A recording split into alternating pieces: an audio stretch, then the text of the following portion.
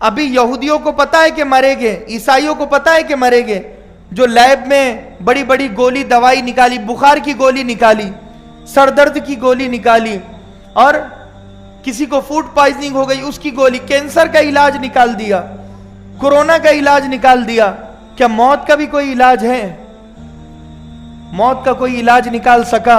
ایسا کوئی انجیکشن کہ وہ لگاؤ اور موت نہیں آئے گی؟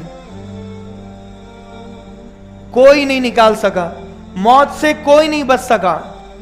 ایک دن مرنا ہے، آخر موت ہے. کر لے جو کرنا ہے، آخر موت ہے. مرنا ہے.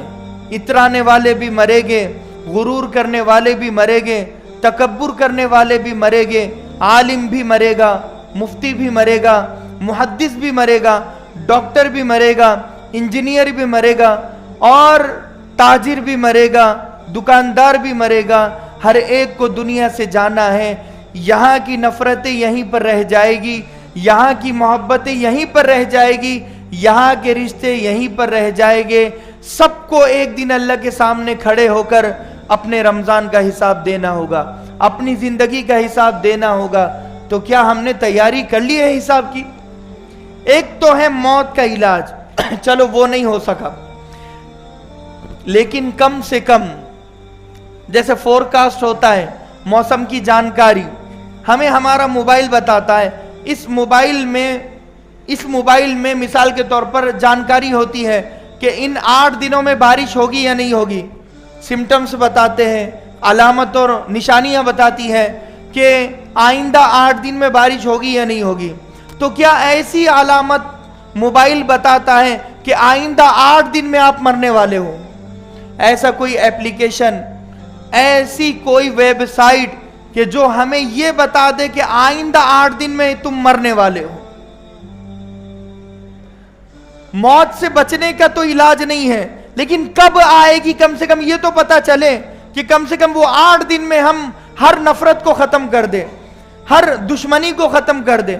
کم سے کم وہ 8 دن میں ہم پوری نماز پابندی سے پڑھیں، تہجد بھی پڑھے، فجر بھی پڑھے، ظہر بھی پڑھے، عصر، مغرب، عشاء بھی پڑھے، نوافل بھی پڑھے. رمضان میں جو روزے چھوٹے وہ روزے بھی رکھے، بیوی کو راضی کر لے، ماں کو راضی کر لے، بچوں کو راضی کر لے، بچیوں کو راضی کر لے، ہر دین کا کام کر لے، پورے 8 دن مسجد میں گزار دے. ایسا کوئی ایپلیکیشن کوئی نکال سکا؟ کوئی سائنٹسٹ یا کوئی عالم، کوئی حافظ یہ بتا سکا کہ موت سے پہلے موت کا پتہ لگاؤ؟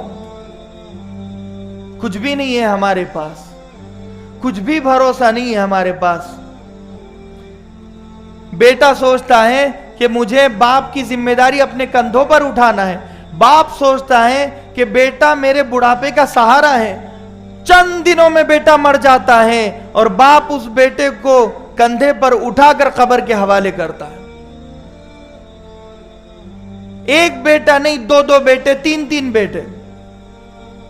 دنیا میں آنے کی ترتیب ہے، جانے کی ترتیب نہیں ہے.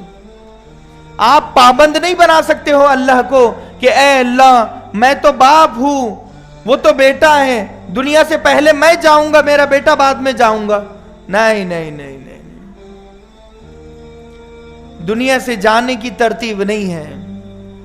کوئی بھی کبھی بھی کسی بھی وقت دنیا سے جا سکتا ہے. مثال کے طور پر آپ ایک گاڑی پر چل رہے ہو، آپ کو پتہ نہیں ہے کہ پیٹرول کتنا ہے، آپ کو پتہ نہیں ہے کہ جانا کہاں ہے، کچھ بھی آپ کی تیاری نہیں ہے، آپ کو پتہ نہیں ہے کہ ٹائر کہاں پر پنکچر ہوگا. آپ اس گاڑی پر بیٹھو گے نہیں. آپ کہو گے کہ ایسی گاڑی جس کا ٹائر ریموٹ کا ہو، گئے والا ہو، کبھی بھی پنکچر ہو سکتی ہے، اور ایسی گاڑی کے جس میں پیٹرول کتنا ہے یہ نہیں پتہ ہی نہیں ہے کہ پیٹرول ہے یا نہیں ہے، اور کہاں جانا ہے یہ بھی پتہ نہیں ہے، تو میں کیوں اس پر بیٹھوں؟ ہم اس گاڑی پر سوار ہیں کہ جس کے پیٹرول کا کسی کو پتہ نہیں ہے، جو کہاں پر پنکچر ہوگی کسی کو پتہ نہیں ہے، لیکن ہر ایک ایسی گاڑی پر سوار ہے کہ دنیا سے کب کون جائے گا، کب کس کا پیٹرول ختم ہوگا، کوئی بھروسہ نہیں ہے. مقدر کا آخری لقمہ جب انسان کھاتا ہے نا، ملک الموت اس کے دروازے پر کھڑا ہوتا ہے امام غزالی رحمت اللہ علیہ فرماتے ہیں اسے دیکھ کر ہنستا اور مسکراتا ہے۔ اللہ تبارک و تعالیٰ کہتا ہے یہ آخری لقمہ حلق سے نیچے اتر کر جیسے ہی پیٹ میں چلا جائے فوراً اس کی روح قبض کر دینا۔ وہ آخری لقمہ حلق سے نیچے اترنے کا انتظار کرتا ہے، جب وہ نیچے اترتا ہے وہ فوراً روح قبض کر دیتا ہے۔ اللہ کے نبی صلی اللہ علیہ وسلم نے موت کے فرشتے سے سوال کیا کہ تمہیں سب سے بڑا تعجب کب ہوا کسی کی روح قبض کرنے پر؟ تو کہا کہ ایک شخص مدینہ میں لقمہ بنا رہا تھا اور وہ اپنے منہ میں لے جانے کی کوشش کر رہا تھا، مجھے حکم ہوا کہ یہ لقمہ چبائے، اسی وقت اس کی روح قبض کر دینا۔ وہ لقمہ بنا رہا ہے اور منہ میں ڈال رہا ہے، اب وہ چبا رہا ہے کہ اس کی روح وہیں پر قبض ہو گئی۔ کیا ہو جاتا اگر وہ لقمہ حلق کے نیچے چلا جاتا؟ اللہ بتانا چاہ رہا ہے کہ ایک انسان اس کی شادی طے ہو جاتی ہے مگر اس کے مرنے کا وقت ادھر طے ہے، اس کی شادی مکمل نہیں ہونے پاتی کہ وہ دنیا سے رخصت ہو جاتا ہے، چلا جاتا ہے۔ ایک انسان اس کی شادی بھی ہو جاتی ہے، وہ اپنی اولاد کی تیاری میں لگا ہوا ہوتا ہے مگر اس کا جنازہ رخصت ہو جاتا ہے، اس کی اولاد دنیا میں نہیں آنے پاتی ہے کہ وہ دنیا سے چلا جاتا ہے۔ یہ ہمیں بتانے کے لیے ہے کہ موت کو تم بھول جاؤ گے مگر موت تمہیں نہیں بھولے گی۔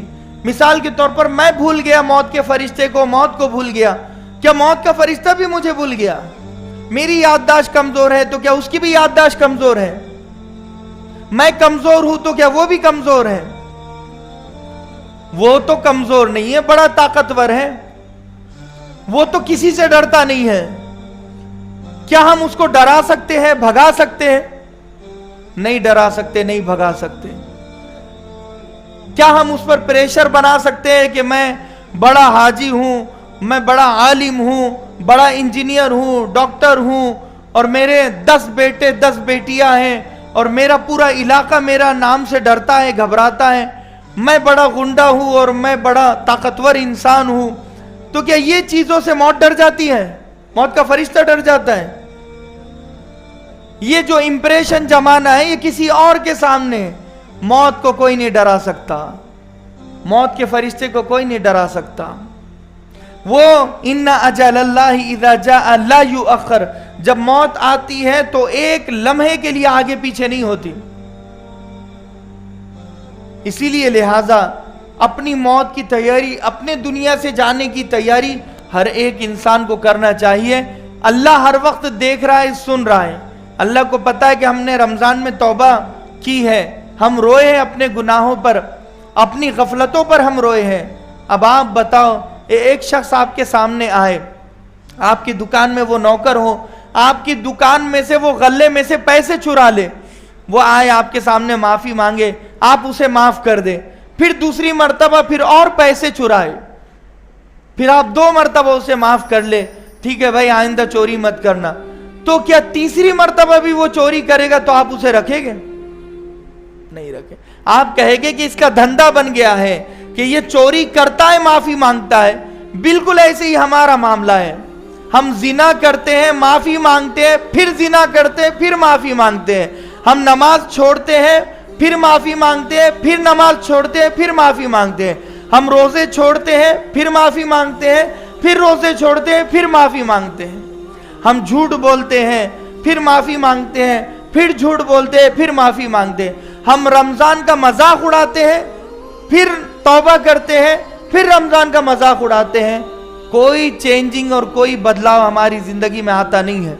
2021 کا رمضان ہم نے جن حالتوں میں گزارا، 2022 کا رمضان بھی ہم نے ویسے ہی گزارا۔ اگر ہم آج بھی نہ بدلیں تو 2023 کا رمضان بھی ہم ایسے ہی گزاریں گے۔ بازاروں میں رمضان گزر رہا ہے، چوراہوں پر، نکڑوں پر رمضان گزر رہا ہے، روزہ چھوڑ کر رمضان گزر رہا ہے، اور نمازیں چھوڑ کر رمضان گزر رہا ہے۔ رمضان اس لیے نہیں آتا کہ آپ اس کا تماشا بناؤ، آپ اس کا مذاق بناؤ، آپ اس کی ہنسی اڑاؤ۔ رمضان تو ہمارے فائدے کے لیے آیا تھا، رمضان ہمیں دھلانے کے لیے آیا تھا، رمضان ہمیں پاکیزہ بنانے کے لیے آیا تھا.